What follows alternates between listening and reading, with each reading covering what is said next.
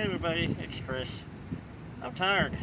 The reason I'm tired, well, to be honest, I haven't slept in over 24 hours.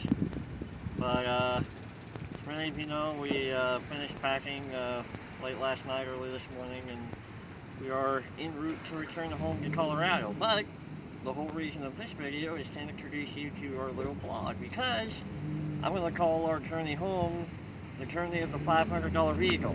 I'll show you why. Meet the $500 vehicle.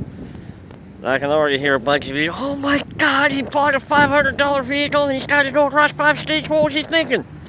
Okay, long story short, the Dodge Ram that we were going to come home in, I had a feeling it wasn't going to make it. It just had issues that I want to trust driving it across state lines.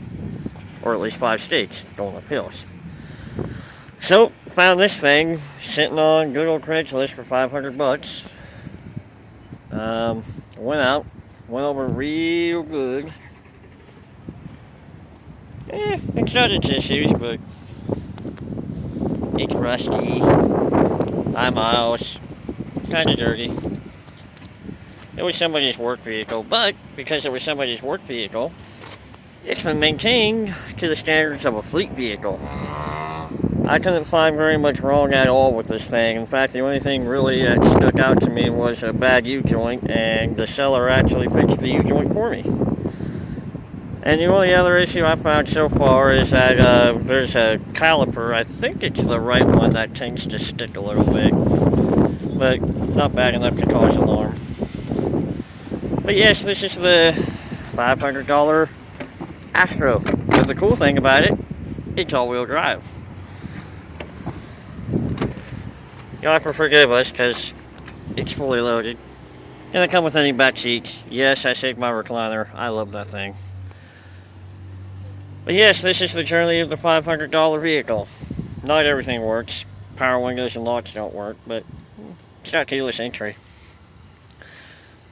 So this is it. Like I said, actually my buddy James Winnie was talking to me about it. He's like, not too many people drive a $500 car across 5 states. Maybe you should make a blog about it. So, I'm going to. But, this is vlog 1. Hope you all enjoy.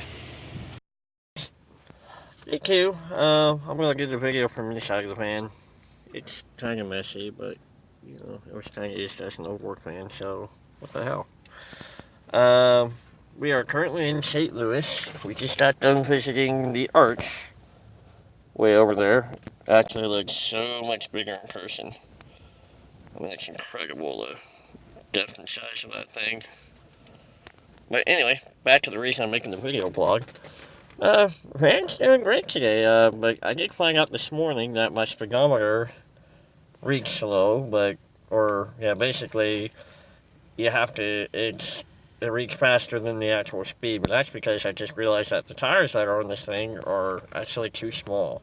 The van calls for 215/75/15 tires, and even though they're newer winter tires, they're 205/65/15, so not sure what happened there, but that's about the only big issue, and the only other issue is the blower motor works when it wants to.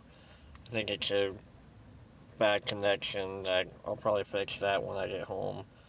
And the only other things I pointed out in yesterday's video, but yep, that's the blog update. This is day 2. Ready? Time for another blog update. Back inside of the van again, just mainly because it's so windy outside.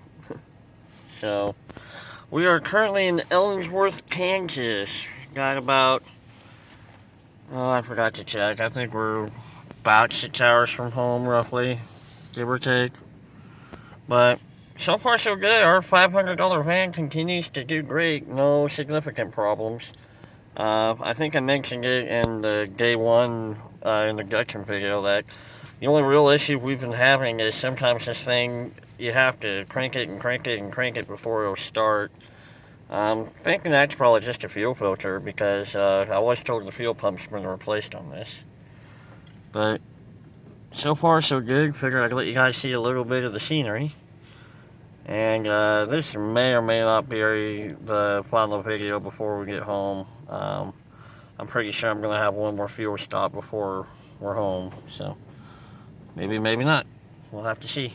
But that's the update. Running great. It's actually running right now, and probably really can't even hear it running. So yeah, it's really impressed me for it being only $500. Alright, y'all.